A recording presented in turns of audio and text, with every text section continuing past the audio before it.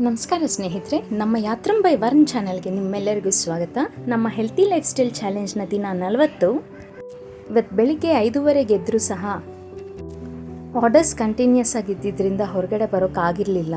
ಮತ್ತು ಹೊರಗಡೆ ಬಂದಮೇಲೆ ಹೈಬಿಸ್ಕಸ್ ಟೀ ಮಾಡ್ಕೊಂಡು ಕುಡಿಯೋಣ ಇವತ್ತು ಅಂತ ಹೇಳಿ ಹೈಬಿಸ್ಕಸ್ ಟೀ ಮಾಡಿದೆ. ಇದು ಆರೋಗ್ಯಕ್ಕೆ ತುಂಬಾ ಒಳ್ಳೆಯದು. ಪ್ರತಿದಿನ ಬೆಳಿಗ್ಗೆ ಬೇರೆ ಯಾವುದೋ ಒಂದು ಕುಡಿಬೇಕು ಅಂತ ಅನ್ನಿಸಿದಾಗ ಈ ರೀತಿ ಮನೆ ಮುಂದೆ ಬೆಳೆದಿರೋ ಅಂಥ ಗಿಡಗಳಲ್ಲೇ ಹೂಗಳನ್ನ ಎಲೆಗಳನ್ನ ಉಪಯೋಗಿಸ್ಕೊಂಡು ಮಾಡ್ಕೊಂಡು ಕುಡಿತಾ ಇದ್ದರೆ ತುಂಬ ಖುಷಿಯಾಗುತ್ತೆ. ಮಧ್ಯದಲ್ಲಿ ರೆಗ್ಯುಲರ್ ವಾಟರ್ ಕುಡಿದ್ವಿ, ಯಾಕೆಂದರೆ ಬೆಳಿಗ್ಗೆ ಎದ್ದೇಳ್ತಿದ್ದಂಗೆ ಫಸ್ಟ್ ನಾರ್ಮಲ್ ನೀರು ಕುಡಿಲೇಬೇಕು.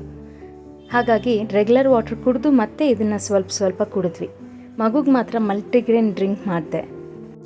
ಅದಾದಮೇಲೆ ಆಯಿಲ್ ಪುಲ್ಲಿಂಗ್ ಮಾಡ್ತಾನೆ ಲೈಟಾಗಿ ವಾರ್ಮಪ್ ಮಾಡಿಕೊಂಡೆ. ವಾರ್ಮಪ್ ಮಾಡೋವಾಗ ಬೇಕಂದರೆ ನೀವು ಆಯಿಲ್ ಪುಲ್ಲಿಂಗ್ ಮಾಡ್ಬೋದು, ಆದರೆ ಸ್ಟ್ರೆಚಸ್ ಮಾಡುವಾಗ ಮಾತ್ರ ಆಯಿಲ್ ಪುಲ್ಲಿಂಗ್ ಮಾಡ್ಕೋಬೇಡಿ.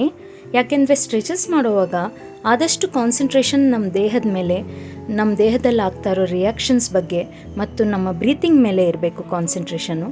ಅದಾದಮೇಲೆ ಬ್ರಷ್ ಮಾಡಿಕೊಂಡು ಮತ್ತೆ ಸ್ಟ್ರೆಚಸ್ ಎಲ್ಲ ಮಾಡ್ಕೊಂಡ್ವಿ. ಸ್ಟ್ರೆಚಸ್ ಮಾಡಿ ಸ್ವಲ್ಪ ಹೊತ್ತು ಧ್ಯಾನ ಮಾಡಿದ್ವಿ.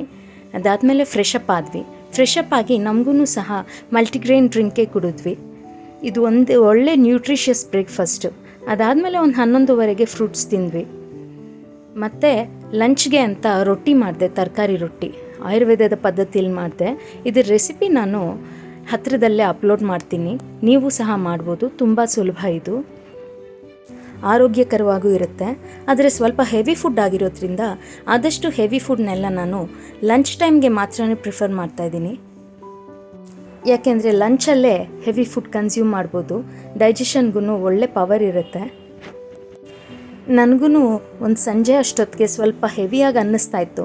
ಅದಕ್ಕೆ ಏನು ಮಾಡಿದೆ, ಜಿಂಜರ್ ವಾಟರ್ ಮಾಡ್ಕೊಂಡು ಕುಡಿದೆ. ಜಿಂಜರ್ ವಾಟರ್ ಮಾಡ್ಕೊಂಡು ಕುಡಿಯೋದ್ರಿಂದ ಸ್ವಲ್ಪ ಜೀರ್ಣಶಕ್ತಿಯಲ್ಲಿ ಹೆಲ್ಪೂ ಆಗುತ್ತೆ, ಜೊತೆಯಲ್ಲಿ ನಮ್ಮ ಅಪೆಟೈಟ್ನ ಹೆಚ್ಚಿಸುತ್ತೆ. ಆದಷ್ಟು ನಾವು ನಮ್ಮ ಬಾಡಿ ಏನು ಹೇಳುತ್ತೆ ಅನ್ನೋದನ್ನು ಕೇಳಿಸ್ಕೊಂಡೇ ನಾವು ಕಂಟಿನ್ಯೂ ಮಾಡ್ತಾಯಿದ್ದೀವಿ. ಮತ್ತು ರಾತ್ರಿಗೆ ಲೈಟಾಗಿ ಸಿಂಪಲ್ಲಾಗಿರಲಿ ಅಂತ ಹೇಳಿ ಡೋಕ್ಲಾ ಮಾಡಿದೆ. ಡೋಕ್ಲಾ ಕೂಡ ಒಂದು ನ್ಯೂಟ್ರಿಷಿಯಸ್ ಡಿನ್ನರ್ ಆಗುತ್ತೆ, ಜೊತೆಯಲ್ಲಿ ಕಂಪ್ಲೀಟ್ ಫುಲ್ ಮೀಲ್ ಥರ ಇರುತ್ತೆ. ಅದನ್ನು ಈಸಿಯಾಗಿ ಡೈಜೆಸ್ಟ್ ಮಾಡೋದಕ್ಕೋಸ್ಕರ ಅದಕ್ಕೆ ಯೂಸ್ ಮಾಡೋ ಸಿರಪ್ಪಲ್ಲಿ ಅಷ್ಟು ಡೈಜೆಷನ್ ಪವರ್ ಇರುತ್ತೆ. ಹಾಗಾಗಿ ಅದು ಹೆವಿ ಅನಿಸೋದು ಇಲ್ಲ. 10 ಗಂಟೆಗೆಲ್ಲ ತಿಂದ್ಬಿಟ್ವಿ. ಇದ್ರ ರೆಸಿಪಿನೂ ನಾನು ಅಪ್ಲೋಡ್ ಮಾಡ್ತೀನಿ ನಿಮಗೋಸ್ಕರ. ತುಂಬ ಸುಲಭವಾಗಿ ಮಾಡ್ಬೋದು.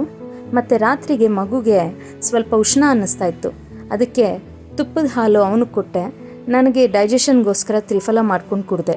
ನಾವು ಕಾಮಾಗಿ ಅಬ್ಸರ್ವ್ ಮಾಡಿದ್ರೆ ನಮ್ಮ ದೇಹಕ್ಕೆ ಪ್ರತಿದಿನ ಹೇಗೆ ಬೇಕು, ಏನು ಬೇಕು ಅಂತ ಆ ದಿನದ್ದು ಗೊತ್ತಾಗುತ್ತೆ. ಅದಕ್ಕೆ ತಕ್ಕ ಹಾಗೆ ನಮ್ಮ ಡಯಟ್ನ ಮಾಡಿಫೈ ಮಾಡ್ಕೋಬೋದು. ಮತ್ತು ರಾತ್ರಿ ಒಂದು 10:30 ನಿದ್ದೆ ಮಾಡಿಬಿಟ್ವಿ. ಹಿಂಗಿತ್ತು ನಮ್ಮ 40ನೇ ದಿನದ ಹೆಲ್ತಿ ಲೈಫ್ ಸ್ಟೈಲ್ ಚಾಲೆಂಜ್.